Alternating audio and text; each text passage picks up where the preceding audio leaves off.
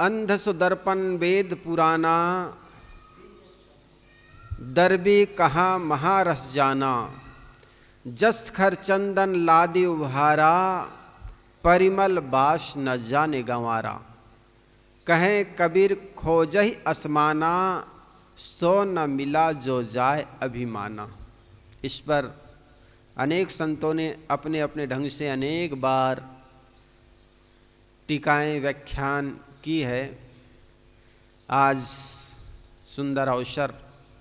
सद्गुरु कबीर कहते अंधसो दर्पण वेद पुराना। जिस प्रकार अंधे व्यक्ति के लिए दर्पण बेकाम की चीज होती है, कोई आदमी अंधे आदमी को दर्पण मिल जाए तो दर्पण से करेगा क्या वो। इस धरती तल पर जब दर्पण पहली बार आया तो बड़े आश्चर्य हुए लोग। कहा जाता है एक घर में एक घर का लड़का था, गया बाजार गया तो दुकानदार के पास एक दर्पण देखा, कांच जिसको कहते हैं। उन्होंने देखा इसमें बहुत बढ़िया फोटो लगा हुआ है, बहुत बढ़िया चित्र है। वो समझा नहीं ये चित्र है, उन्होंने समझा ये मित्र है। दुकानदार से पूछा मित्र इसको कितने में दोगे, भाई साहब इसको कितने में दोगे। उन्होंने कहा 2 रुपया में ले जाओ। तो वो 2 रुपया में लेकर के चला आया। उनसे कभी बात करता, घर में लाए पेटी में रख दिए। जब कहीं से थक हार के आता फिर देखता, उनसे बात करता, मित्र तुम बहुत बढ़िया हो। तू आगे से भी आता, ऐसा लगता कि वो भी बोल रहा है। नमस्कार करते सुबह उठ करके। उनकी पत्नी तो हैरान हो गई, ये रात और दिन जब भी कहीं से आता है, इसको न तो बच्चे की चिंता, न पत्नी की चिंता, न बाप की चिंता, पता नहीं वो पेटी में रखा वो इसी को रात और दिन देखता रहता। कहीं से घूम फिर के आते वो पेटी को देखता। तो उनकी पत्नी को संदेह हो गई कि न जाने पेटी में क्या रखा। जाकर के देखी तो अभी जानती नहीं थी बेचारी ये कोई फोटो है कि क्या है। उनको उनकी ही जैसे सुंदर स्त्री दिखाई पड़ी। वो तो समझ गई, अच्छा तो इनसे प्रेम है इनका। जब इन्हीं से प्रेम था तो मुझे क्यों ले आए ये, इन्हीं से काम चलाए होते।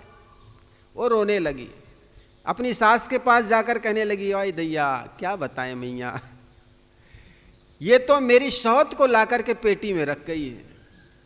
मेरी शौत को ही पेटी में लाकर के रख लिए हैं और उसी को रात और दिन ये देखते रहते हैं। उनकी सास कहती तुम्हें कोई भ्रम होगी। बहू कहती नहीं मैया, मेरी शौतन है, वो जवान है, सुंदर है। तो उनकी माँ भी जब काम में चला गया तो भी कहे मैं भी देखूं। तो वो बूढ़ी माँ एक दिन गई पेटी के पास, पेटी खोल के देखी तो वो बूढ़ी जैसे उनके भी फोटो। वो कहने लगी अरे भाई तुम्हें लाना ही था तो कोई जवान लड़की लाते, ये कहाँ बूढ़ी को लेकर आ गए, क्योंकि उनके ही फोटो जैसे उसमें दिख रहे थे। तो कहानी कहती है जब उनको हकीकत जब पता चला कि ये कांच है, कोई बहू नहीं, कोई बुढ़िया नहीं, कोई जवान स्त्री नहीं, तब ये हंसने लगे। तो सद्गुरु कबीर यहां पर वही आईना, वही दर्पण की बात कर रहे हैं। अंधसो दर्पण वेद पुराना। साहब कहते जैसे अंधे व्यक्ति के लिए दर्पण बेकाम की चीज होती है, अंधे व्यक्ति को दर्पण हाथ लग जाए तो उससे उपयोग क्या करेगा, उसका कोई उपयोग नहीं। साहब आगे उदाहरण देते हैं, दरबी कहाँ महारस जाना। जिस प्रकार दरबी होती, करछुली होती, चम्मच जिसे आप कहते हैं या पलटा जिसे आप कह सकते हैं। साहब कहते हैं दरबी कहाँ महारस जाना। छठ रस व्यंजनों में जैसे चम्मच या करछुली घूमती रहती लेकिन उसके एक भी स्वाद नहीं जान पाती। 56 प्रकार के भोगों में अगर करछुली घूमती रहे फिर भी उस 56 भोगों के स्वाद से वंचित रह जाती है करछुली। ठीक इसी प्रकार अहंकारी व्यक्ति वेद शास्त्र में तो खूब रमा पढ़ा, लेकिन वेद शास्त्र के यथार्थ को समझ नहीं पाता। बहुत से ग्रंथों को याद किया, वेद, पुराण, स्मृति, 6 शास्त्र, सब में घूमा, सबको पढ़ा, लेकिन उनका जीवन वैसा ही है जैसे पुस्तकों में रहे घून। उस पुस्तक में घून भी होते हैं, कीड़े भी होते हैं, लेकिन क्या कीड़े उस पुस्तक के महिमा को समझ पाते हैं? नहीं समझ पाते। जिस प्रकार एक करछुली अनेक छठ रस व्यंजनों में घूमती हुई उस छठ रस व्यंजनों के स्वाद से वंचित रह जाती है, ठीक इसी प्रकार अहंकारी व्यक्ति भी अनेक वेद शास्त्रों के अध्ययन करने के बावजूद भी उस वेद शास्त्रों के अंतर में क्या है, उसके भाव में क्या छुपा हुआ है, उस अर्थ को समझ नहीं पाता। जैसे एक उदाहरण दूं, रात्रि के अंधेरे में जब बच्चा रोता है, माँ उनको चुचकारती, भुरियारती, लेकिन बच्चा जब फिर भी रोना बंद नहीं करता तो माँ उसको आंगन में ले जाती।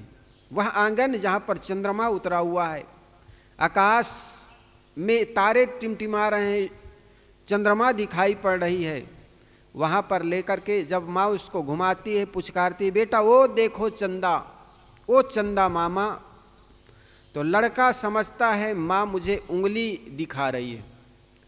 उस उंगली के माध्यम से तो माँ उस चंदा को दिखा रही है, लेकिन लड़का समझता है माँ मुझे उंगली दिखा रही। वो लड़का माँ की उंगली को पकड़ लेता है। माँ उस लड़के को उंगली के माध्यम से चंदा को दिखा रही, लेकिन वो लड़का समझता है मुझे माँ चंदा दिखा रही है और उंगली को ही पकड़ लेता है।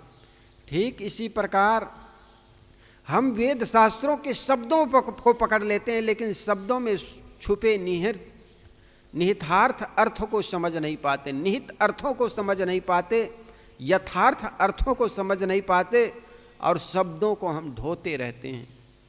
और कैसे ढोते रहते हैं? सदगुरु कबीर आगे कहते हैं, जस खर चंदन लादी भारा, परिमल बास न जाने गंवारा। जिस प्रकार खर कहते हैं गड्ढा को, चंदन के भार को लाद करके व्यापारी, पहले जब गाड़ी घोड़ा नहीं थे तब लोगों के पास परिवहन का जो साधन था वो घोड़ा, गाड़ी, ऊंट, हाथी से लाद करके चले जाते थे। सदगुरु कबीर यहाँ पर खर अर्थात गधे का उदाहरण देते हैं।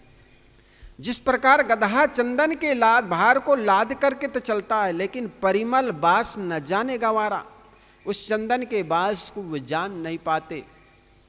ठीक इसी प्रकार व्यक्ति अनेक वेद शास्त्र, कुरान और पुराण, बाइबिल, गीता इत्यादि के बोझ से तो लदा हुआ है, रटा हुआ है, घोंटा हुआ है, लेकिन उसमें क्या है उसको समझ नहीं पाते।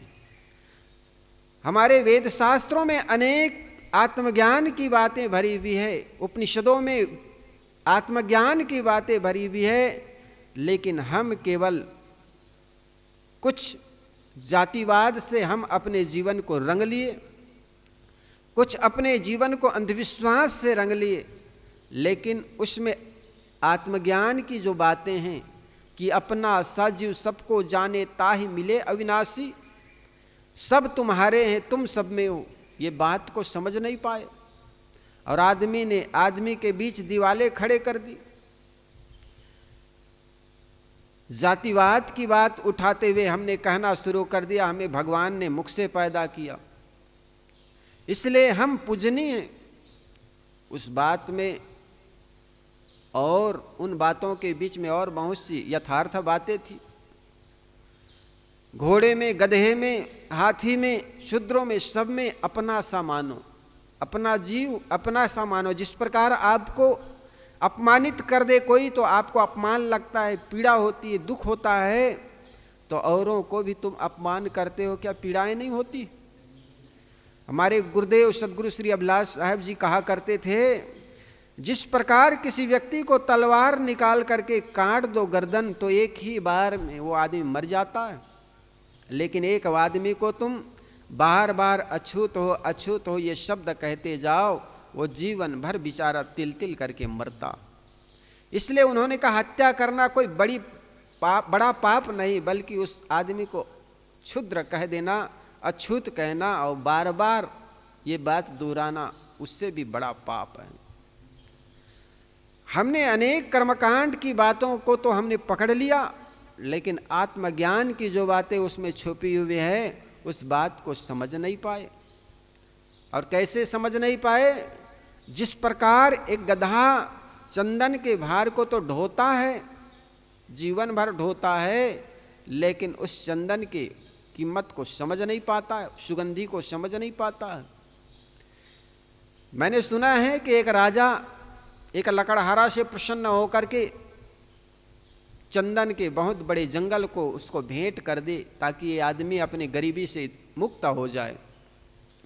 उनका रोज का ये काम था, जंगल में जाकर लकड़ी काटता और लकड़ी काट करके कोयला बनाता और कोयला बना करके शहर में ले जा करके बेचता। लकड़ी की अपेक्षा कोयला ज़्यादा कीमत बिकती। तो ऐसा ही रोज करता। राजा की दृष्टि पड़ी, राजा ने सोचा ये आदमी गरीब है, इनको शायद जंगल, चंदन का जंगल दे दूं तो शायद इनकी गरीबी दूर हो जाए। चंदन बड़ी कीमती लकड़ी होती। जब चंदन के जंगल मिल गया तो वो करता वही था जो रोज करता था। राजा ने सोचा था कि चंदन की लकड़ी शहर में बेच करके धन से विपुल हो जाएंगे, संपन्न हो जाएंगे, लेकिन उनका रोज का काम था, जरा भी दिमाग लगा नहीं पाया। रोज का जो काम था, लकड़ी को कोयला बनाता और ले जाकर के शहर में बेचता। तो चंदन की भी लकड़ी को काटा और काट करके कोयला बनाया, शहर में ले जा करके बेचता। तो वही रेट बिकता जो बम्बुल की लकड़ी को कोयला बिकता था। बम्बुल की लकड़ी का जो कोयला जिस रेट में बिकता वही रेट में चंदन का कोयला बिकता था। राजा ने सोचा कि ये बहुत दिन हो गया, अब लकड़हारा की गरीबी चली गई होगी, जाकर देखूं। तो देखा आधा से ज़्यादा जंगल कट चुके हैं, लेकिन जिस झोपड़ी में वर्षों पहले रहा करते थे वही झोपड़ी में आज भी रह रहे हैं। राजा को बड़ी निराशा हुई, जाकर के पूछा, अरे लकड़हारा बता, तुमने जंगल की आधी लकड़ी काट ली, चंदन की लकड़ी, लेकिन तुम्हारी गरीबी क्यों दूर नहीं हुई? उसने कहा, सरकार, मैं कल तक जिस प्रकार लकड़ी से कोयला बना करके बेचता था उसी प्रकार आज भी ये चंदन की लकड़ी से कोयला बना बना करके बेच रहा हूँ।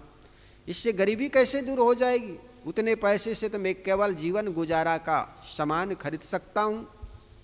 राजा ने माथा ठोक लिया और माथा ठोकते हुए कहा, रे भले आदमी, मैंने देखा तुम बम्बूल की लकड़ियों को काट करके कोयला बना बना करके बेचते हो, बड़ी परिश्रम करते हो। तुम चंदन की इस लकड़ी को बेच करके काफ़ी पैसे कमा सकते थे। मैंने चंदन का जंगल दे दी, लेकिन तूने आधे जंगल की चंदन की लकड़ी काट लिए, फिर भी तुम्हारी गरीबी नहीं दूर हुई।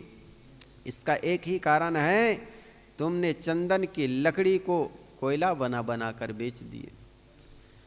कोयला बनाने के बजाय इस चंदन की लकड़ी को, अक्खा लकड़ी तुम बेच आते तो हजारों करोड़ों रुपए एक साथ मिल जाता। ठीक हमें भी ये सुंदर शरीर मिला हुआ है, मानव शरीर, लेकिन हम इसका उपयोग कर क्या रहे हैं? ये सबसे बड़ी बात है। हम अपने स्वरूप ज्ञान के अभाव में, विषय वासनाओं में, गंदी आदत में हम अपने जीवन को बर्बाद करते चले जा रहे हैं।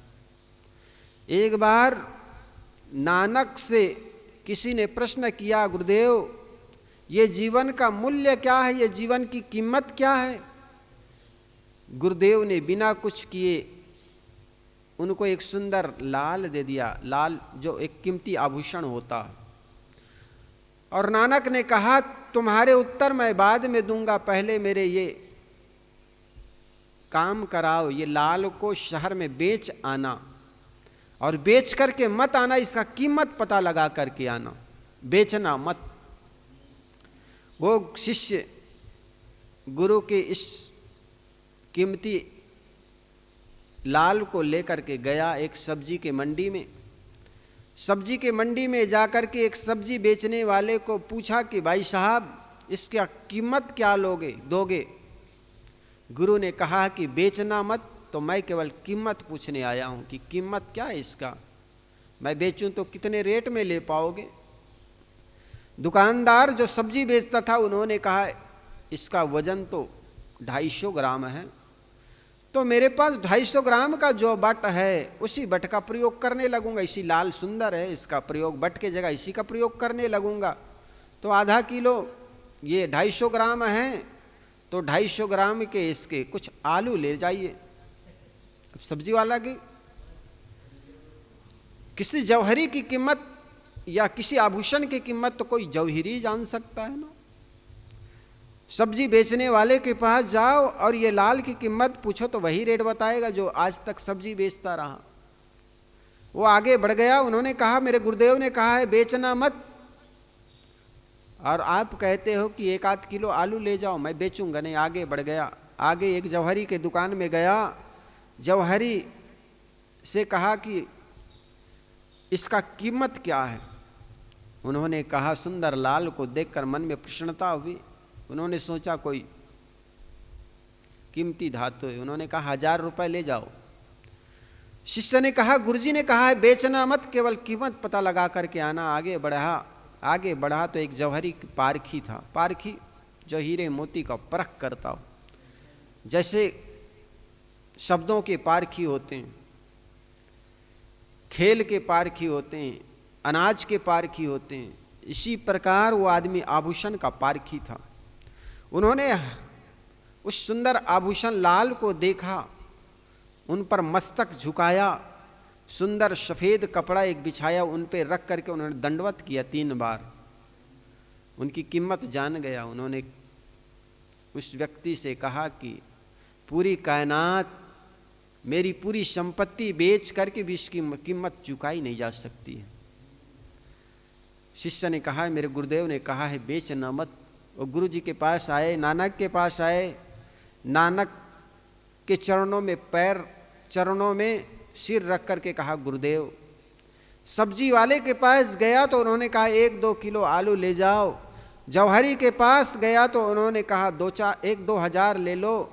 लेकिन पारखी के पास गया तो उन्होंने कहा मेरी पूरी संपत्ति बेच करके भी इसकी कीमत चुकाई नहीं जा सकती। नानक ने कहा बस तुम्हारे प्रश्नों का उत्तर मिल गया। कुछ लोग हैं जो अपने जीवन को तंबाखुर के भाव बेच रहे हैं, बीड़ी तंबाखुर में अपने जीवन को खपा देते हैं और जीवन के इतिश्री कर देते हैं। कुछ लोग हैं जो इस जीवन में थोड़ा राजनीति कर लेते हैं, और कुछ ऐसे गिने चुने पारखी हैं जो अपने इस जीवन का कल्याण में लगा देते हैं। तो ये कीमत, इस जीवन का कोई कीमत नहीं है, मूल्यांकन इसका किया नहीं जा सकता है। लेकिन हम अपने जीवन को केवल विषय वासनाओं के भाव में बेचे जा रहे हैं। इसलिए साहब कहते हैं जिस प्रकार चंदन के बांस को गधा समझ नहीं पाता है, भले ही उसका बोझ ढोता है, लेकिन उसकी सुगंधी से वंचित रह जाते हैं। साहिब कहते हैं कहें कबीर खोजे आसमाना, सो न मिला जो जाए अभिमाना। जो अहंकारी आदमी होता है, अभिमानी आदमी होता है, वो आदमी आत्म तत्व से वंचित रह जाता है। व्यक्ति विनम्र होकर के भी किसी चीज को पाया जा सकता है। दान देने वाले का हाथ सदा ऊंचा रहता है, लेकिन लेना चाहो तो सदा नीचे हाथ रख करके लेना पड़ता है। नल के पास कोई प्यासा जाता है तो नल के नीचे अपने हाथों को, अंजलि को रखना पड़ता है, तब कहीं वो तृप्त हो पाता है। इसी प्रकार कोई ज्ञान अर्जन करना है तो ज्ञान अर्जन करने के लिए ज्ञानी के पास वर्षों बैठ करके, पास बैठ करके, नीचे बैठ करके ज्ञान अर्जन करना पड़ता। लेकिन अहंकारी लोग, गुरुदेव के पास एक पढ़े लिखे कोई ज्ञानी आए, उनकी मंडली में आए। मंडली में के संतों से पूछा कि इनकी डिग्री क्या है, क्या पढ़ा लिखा है, वेद शास्त्र के बारे में कुछ जानता। मंडली में संतों ने बताया तो उनको बड़ा असंतुष्टि हुई। जैसा वो चाहता था वैसा उनकी डिग्री के बारे में, शास्त्र के बारे में सुनने में नहीं आया। तो जब वे संत से मिले, गुरुदेव से मिले, तो बिना संबोधन किए, बिना हाथ जोड़े बस श्लोक पर श्लोक झाड़ते चले गए। ऐसे अज्ञानी लोगों को क्या ज्ञान मिल पाएगी? रहनी संपन्न संत कोई मुख से बोले या ना बोले क्या फर्क पड़ता है। लेने वाले पास से जैसे फूलों की बाग से जब गुजरते हो तो फूलों की बाग से सुगंधी मिल जाती। पानी के पास जाते हो तो पानी में रहे शीतलता आपको मिलती। आग के पास जाओगे गर्माहट मिलेगी, और ये तब होगी जब अपने लेने की जिज्ञासा होगी, अनुभव करने की जिज्ञासा होगी। इसी प्रकार ज्ञानी संतों के पास जाओगे और मन में अहंकार रखोगे तो अहंकार से भरे हुए मन, जिस प्रकार बांसों में गांठें होती है और गांठें के चलते उसमें सुगंधी घुस नहीं पाती, जैसे चंदन के वृक्ष के पास रहते हैं बहुत से झाड़ियाँ, वो सारी झाड़ियों में भी चंदन जैसे मालूम पड़ने लगते, सुगंधी आने लगती है। लेकिन बांस जीवन भर चंदन के पास रहते हुए भी वो गांठों के कारण सुगंधी से वंचित रह जाते हैं। बेधा ढाक पलाश बेना कबहु न बेधिए, जो डिग रहिए पास। साहब ने कहा जिस प्रकार बांस में गांठ होने से चंदन की सुगंधी से वंचित रह जाता है, इसी प्रकार ज्ञानी महापुरुषों के पास रहते हुए अहंकारी व्यक्ति ज्ञान से वंचित रह जाते हैं। इसलिए विनम्र होकर के संत गुरुजनों के सानिध्य सेवा भाव करते हुए मन को कोमल बनाएं। विनम्र व्यक्ति आगे बढ़ जाता है, अहंकारी व्यक्ति जहाँ के तहाँ रह जाता है। इसलिए सद्गुरु किसी संत ने कहा, नन्हे होय के पीऊ। जब बच्चा छोटा होता है तब माँ अपने स्तनपान कराती है, तो दूध पीने के लिए नन्हा होना पड़ता है। इसी प्रकार ज्ञान अर्जन करने के लिए छोटा बनना पड़ता है। तो साहिब कहते हैं, अंध सो दर्पण वेद पुराना। सदगुरु कबीर कोई वेद शास्त्रों के विरोधी नहीं, बल्कि वे आदर करते हैं, सम्मान करते हैं और ज्ञान की बातें हैं उसको समाज के बीच रखते हैं। बहुत सी बातें हैं जो जीवन में उपयोगी है उसको वे स्वीकार करते हैं, परंतु जिसकी आंख ही फूटी हुई है वे उससे क्या ले सकते हैं। यहाँ उसका उन लोगों पर व्यंग है जो शास्त्रों एवं ग्रंथों को तो बहुत पढ़ते हैं परंतु आचरण की जगह पर कोरे रहते हैं।